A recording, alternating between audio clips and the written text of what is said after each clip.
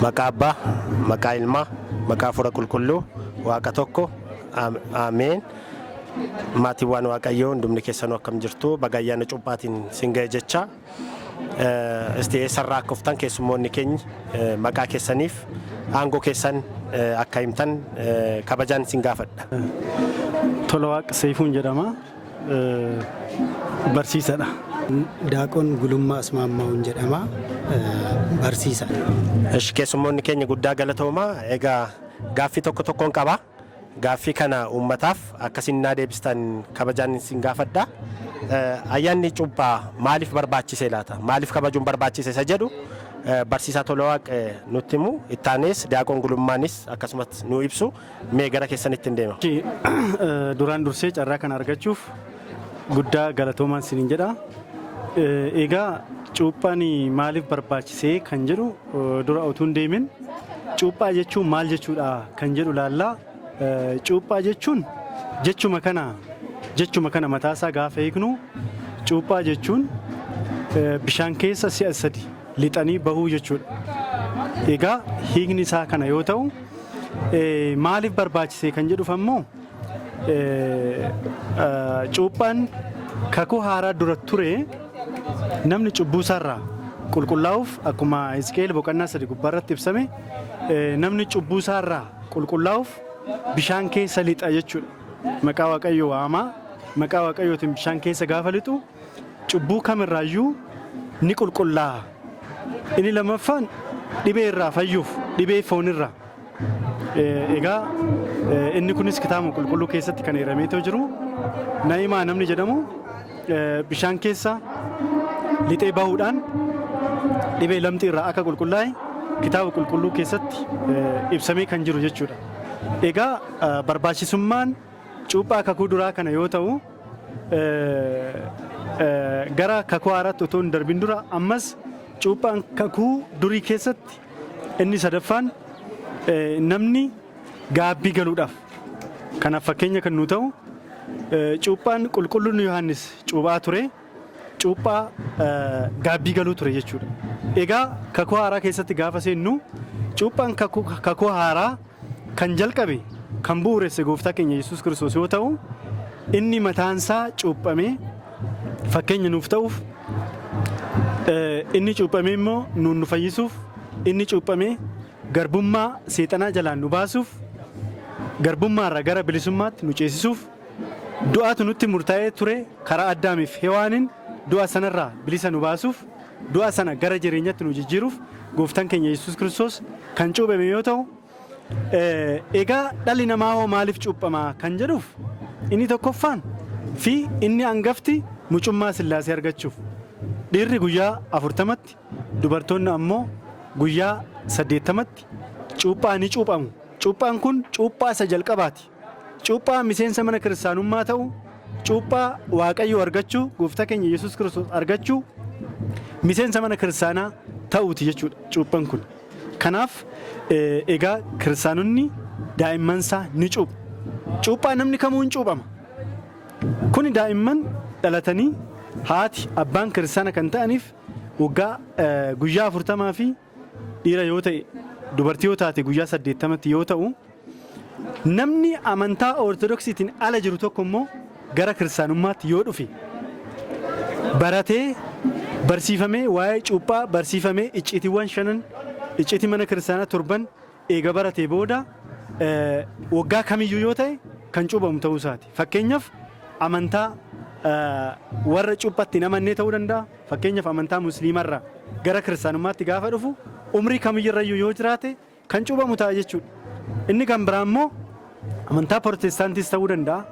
Walumaa gala amantaa ortodoksiitiin ala kan jiru amanee gara kiristaanummaatti gara ortodoksummaatti yoo dhufe sa'aatii kamittuu kan cuuphamu ta'a. Inni kun egaa cuuphaa mucummaa Sillaasee ijoollummaa Sillaasee kan ittiin argannu jechuudha.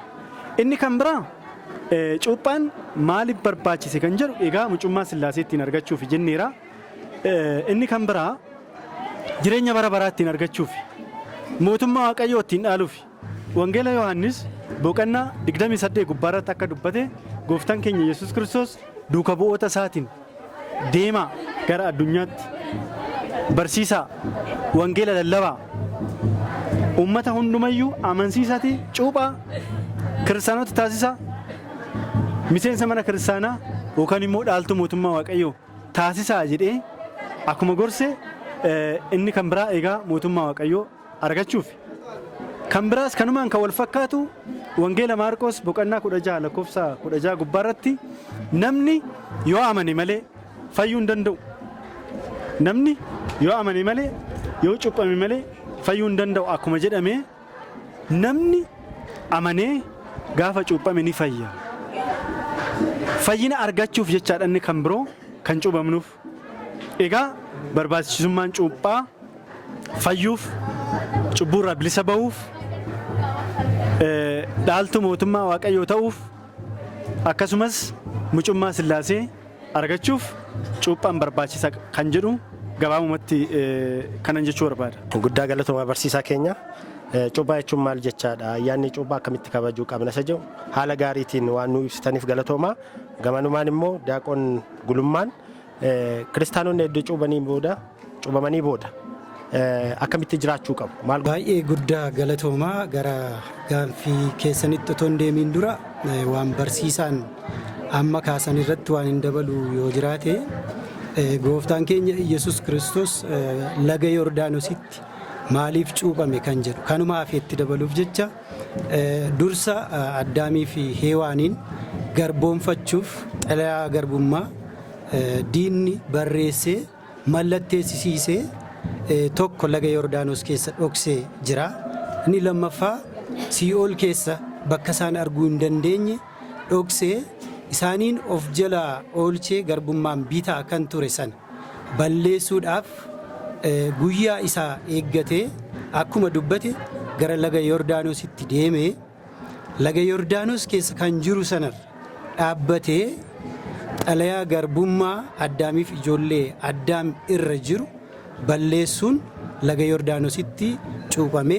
Kan Sii'oolis akkuma kana gaafa lubbuutiin du'ee ol ba'e Sii'ool keessaa baasee uummata achi jiran hundaa akka baase asumarraan eegalee waan jiruuf kan itti dabaluun barbaada. Gara biraan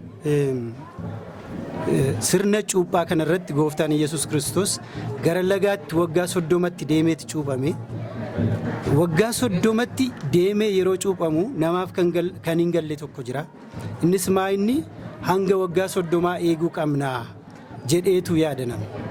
Hanga waggaa 30 kan eege inni mucummaa Addaam waggaa 30ffaatti deebisuuf yeroo ta'u sanumarrayyuu cuuphaan inni cuuphame sirna cuuphaa bu'uuressuuf kan inni cuuphame malee akka nuti cuuphamne kaane kennaa argachuuf kennaa adda addaa arganne humna Waaqayyoo arganne hafuura Waaqayyoo arganne Waaqayyoo wajjin jiraannu sana barbaacha miti. Inni humna qabeessa, inni abbaa kennaati. Sanumayyuu iccitiin gara biraa jiru namoonni waggaa 30 biyya lafaa keessa yeroo inni jiraatetti ilma Maariyaam jechaa turanii ilma Yoseef jedhanii sahamachaa turanii isa kana icciitii ilma Yoseef akka hin taane ibsuuf laga Yordaanos keessa yeroo deemu Waaqni abbaa inni ilma Yoseef miti ilma kootii isa dhagahaa jedhee samiirraa akka dubbate hafuurri qulqulluun illee bifa guugeetiin dhufee akka isarra bule kana ibsuuf jecha laga Yordaanos keessatti cuuphame. Guyyaa yaadannoo isaa kana immoo uummanni kiristaanaa marri gara laga Yordaanos deemee ni cuuphama. Kanaan kabanya ayyaana isaa. Ittaan sun gaaffii isin nu gaafattanii deebii itti kennuuf egaa gooftaan Yesuus Kiristoos ergi cuuphaa kana nuuf hundeessee ergi cuuphamee booda kallattiitiin gara hojiitti kan inni gale gara kawaalaatti deeme yookaan gara gadaamiitti deeme. Gadaamii deemee halkan 40 guyyaa 40 raajotaan sooma sagadaa kan jedhu sana barsiisuuf dursa dhalli namaa gara gadaamitti deemee gaabbii akka galuu qabu, soomuu akka qabu, sagaduu akka qabu ibsuuf gara gadaamitti deeme. Kanaaf kiristaanonni kamiyyuu waggaa waggaan guyyaa yaadannoo kana yeroo yaadannu soomaa fi sagada yaadachuu qabna. Inni gara soomaatti deeme, gara sagadaatti deeme. Sanaa booda waan raawwatamuu qaba hunda ergi raawwatee booda qormaanni dhiyaateefi. Qormaata dhiyaateefi kana injifannoon keessa bahe. Silumayyuu nuti injifannoon qormaata akkasii keessa bahuu akka qabnuuf soomnee sagannee qormaata kana keessa bahuu akka qabnuuf gara laga Yordaanos deeme. Kanaaf kiristaanota hundarraayyuu kan eegamu mana kiristaana keenyaa babal'isuuf namoonni ala jiran, namoonni hin amanne gara mana kiristaana keenyaatti akka dhufaniif eegi kana barree booda soomuu akka qabnu, gara mana qulqullummaatti deddeebi'uu akka qabnu, inni nu jaallatee tola samii irraa jaalala isaa ibsuuf akkuma inni dhufe nus isa jaallannee gara mana qulqullummaatti dhufuu akka qabnu. Mana qulqullummaatti dhufnee luboonni abbootiin gaabbii keenya waan isaan nutti himan hundayyuu raawwachaa mana qulqullummaa keessa ijoollee dubaree Maariyaamii taanee, ijoollee abbaa keenya gooftaa keenya fayyisaa keenya Iyesuus Kiristoosii taanee akka jiraannuuf daandii kana nutti argisiisee jira gatii ta'eef cuuphaa booda kanneen jiran isaan kana raawwachuu qabnaan jedha. Latoomaa barsiisonni keenya umarratti egaa mee barsiisaa Tolawaaqa waan hafee yoo jiraatan kiristaanonni cuuphaa booddee maal gochuu qabu isa jedhu yoo yaada qabaattan dabalata irratti jecha achumaanis aadaa fi amantiin walitti bu'ina qabaa laata kan jedhuun lamaan tokko akka nu ibsatan kabajaan isin gaafadha. Egaa obboleessi keenya daaqoon sirriitti nu ibsaniiti kan jiranii cuuphaa booda maaltu barbaachisaa kan jedhu kiristaanota irraa maaltu eegama kan jedhu eega cuuphamanii booda akkuma obboleessi keenya ibse gooftaan keenya Yesuus Kiristoos sirna cuuphaa eega raawwatee booda gara kawwaalaa yookaan gara gadaamitti kan deeme halkan 40 fi guyyaa 40 soome. Soomaa kadhachaa sagadaa ture jechuudha. Kanaaf akkuma gooftaan keenya Yesuus Kiristoos fakkeenya nu ta'e nus kiristaanonni cuuphaa kana booda itti aansee soomatu jira. Soomni guddaan jira. Soomni guyyaa 3, soomni nanawwee jira. Cuuphaan aansanii kan jiran jechuudha soomiin kun. Kanaaf nus isaaf qophaa'uu qabna. Gaabbii galuu qabna. Abbootii keenya gara lubootaatti deemnee egaa namni hunduu cubbuu hojjeteera, ulfinni Waaqayyoos irraa fagaateera akka qulqulluu Yohaannis ergaa isaa irratti akkuma dubbate.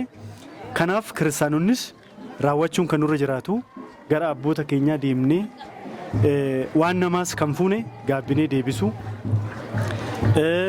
kan ejjaan turre, kan hannaan turre, dhugnee machaa'aa kan turre, akkasumas walumaa gala hojii foonirra kan turre gaabbinee gara waaqatti yerootti deeminu soomiidhaaf yerootti qophoofnu jechuudha. Egaa soomii keessatti bal'inaan yeroo soomii waa'ee soomii bal'inaan ni baranna. Garuu namoonni tokko tokko waa'ee soomii irrattis waan baay'ee kaasu.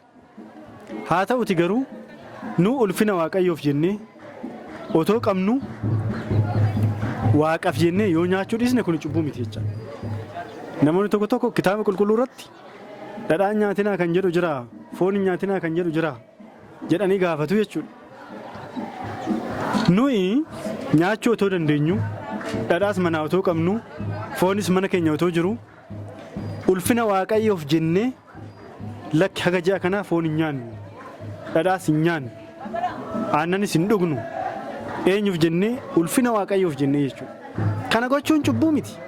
Dirqama kitaaba qulqulluu irrattis barraa'uu hin qabu. Garuu immoo kitaaba qulqulluu irratti barraa'ee jira. Otoo hin barroofne ta'e iyyuu kana raawwachuun nurraa ni barbaachisa. Waaqaaf jenneeti amma namoonni baay'een yeroo soomiin galu sireeraa isaanirraa gadi bu'aniitu lafa cicciisu. Kuni kitaaba qulqulluu irratti dirqama jiraachuu hin qabu.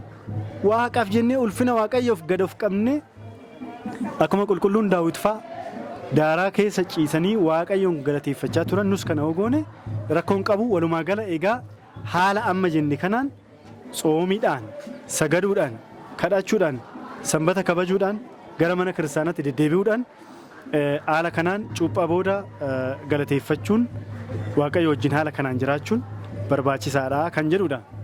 Inni kan biraa amantaan aadaa irratti dhiibbaa qabaayee aadaanoo amantaa irratti dhiibbaa qabaayee kan jedhuuf waan tokkollee waanuma tokkollee amantaanis aadaa irratti dhiibbaa hin qabu. Aadaanis amantaa irratti dhiibbaa tokkoyyuu hin qabu jechaadha. Kitaaba qulqulluu keessatti gaafa laallu egaa uummanni Israa'el aadaa mataa isaanii qabu. Aadaa isaanii tuffatu. Warri Giriikis aadaa isaanii tuffatu. Warri Roomees aadaa isaanii tuffatu. Hundumtuu garuu kiristaanota. Kanaaf aadaan tokko kan tokkootti hin bu'u jechaadha. Gara biyya keenyas gaafa deebine uummanni Oromoos aadaa uffata isaa uffatee yoo waaqayyo waaqeffate rakkoo hin qabu. Bataskaanii dhowwitees hin beektu. Bataskaanni keenya ebeluun uffata kana uffattee hin dhufini, ebeluun immoo uffata kana uffattee hin dhufini hin jettu. Kanaaf kana jechuun maal jechuudha? Aadaan sunis amantaa irratti dhiibbaa hin finne, amantaanis aadaa irratti dhiibbaa hin finne jechuudha. Tokko tokko maaltu jira? Amantaan Ortodoksii aadaa irratti akka dhiibbaa geechistuutti namoonni tokko tokko yeroon kaasan jira jechuudha. Garuu akkuma amma dubbanne amantaa irratti aadaa irratti amantaan Ortodoksii dhiibbaa fiddee hin beektu. Tasumayyuu jechuudha. Namni waan barbaade yoo uffatee dhufe maaf kana uffatte hin jettu. Akka amantaa kan biraa dirqama kana uffachuu qabdaa hin jettu. Akkaataa kitaabni qulqulluun jedhuun dubartiin mataa ishee haguuggattee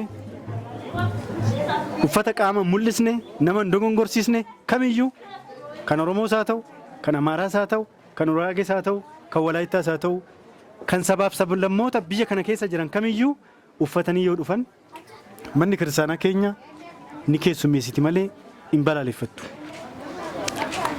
Tariitii kan balaaleffatan tokko tokko dogongoraan wallaalummaadhaan namoonni muraasni qubaan lakkaawaman jiraachuu danda'u ta'a.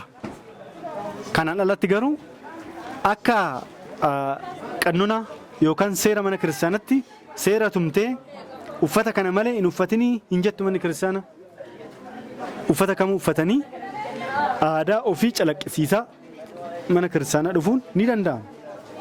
Kanaaf fakkeenya guddaa kan ta'u mana kiristaanaa Ortodoksii Oromiyaa keessa jirtu gaafa laallu uummanni Oromoo farda isaa fe'atee yaabbatee guksiidhaan keessattuu guyyaa cuuphaa ni kabaja. Akkasumas dargaggeessiin ka'uudhaan Mikaa'ela waamuudhaan yaa Mikaa'ela xilaa nurra qabi, yaa Maadamii xilaa nurra qabi jechuudhaan in faarfatu. Yoo faaruu mana kiristaanaa kana wallaalan akkaataa beekaniin weelluudhaan waaqayyoon ni galateeffatu jechaadha. Kun immoo akka faaruutti isaaniif ni lakkaawwama. Maaliif? Kitaaba qulqulluu waan hin baranneef, faaruu waan hin qo'anneef, garuu akkanumatti deemurra waan beeknuun waaqayyoon galateeffachuu qabna, ulfina waaqayyoo ibsuu qabna jechuun haala kanaan egaa kan raawwatan ta'uu isaati.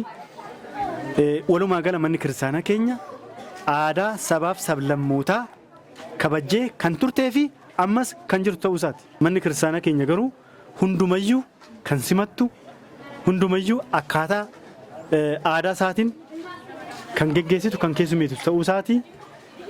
Egaa gabaabumatti kanan jechuu barbaada. Kiristaanota maraaf baga ayyaana cuuphaa geessan jecha ani gamanumaan nan xumura.